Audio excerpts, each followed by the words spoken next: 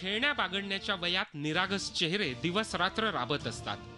अशा बालमजुरांची सुटका करण्याकरता ठाणे चाइल्ड प्रोटेक्शन युनिट दरवर्षी विविध मोहिमा आखते. त्यानुसार या पथकानं 2014 मध्ये 3 ठिकाणी छापे टाकून 4 आरोपींना अटक केली आणि 15 बालमजुरांची सुटका केली.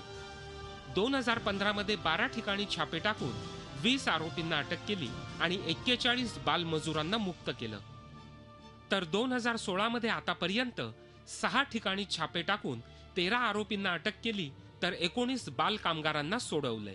मुंबईचं आकर्षण म्हणून काही मुलं शहराकडे धाव घेतात. त्याचप्रमाणे फिल्म इंडस्ट्रीमध्ये काम करायला मिळेल आपल्याला, हे चित्रपट पाहून वगैरे त्यांच्या मनात अशा प्रफुल्लित होतात आणि ते थोड्या ह्याच्यामध्ये आपलं करिअर घडवण्याच्या पाठीमागं मुंबईला आल्याचं असं भरपूर अनेक ठिकाणी आपल्याला दिसून येतं. ठाणे चाइल्ड प्रोटेक्शन युनिटनं 1 जुलै ते 31 जुलै 2015 मध्ये ऑपरेशन मुस्कान मोहिमेअंतर्गत घरातून पळून आलेल्या 227 मुलांना परत त्यांच्या घरी पाठवलं. तर 1 जानेवारी ते 31 जानेवारी 2016 दरम्यान ऑपरेशन स्माईल उपक्रमाअंतर्गत घरातून पळून आलेल्या 162 मुलांना त्यांच्या कुटुंबियांकडे सोपवलं.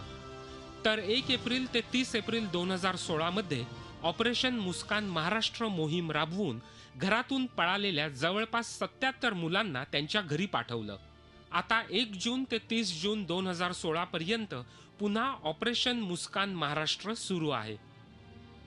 यामध्ये घर सोडून आलेल्या जास्तीत जास्त मुलांना पुन्हा त्यांच्या घरी सुखरूप रवाना करण्यासाठी ठाणे चाइल्ड प्रोटेक्शन युनिट प्रयत्न करतंय.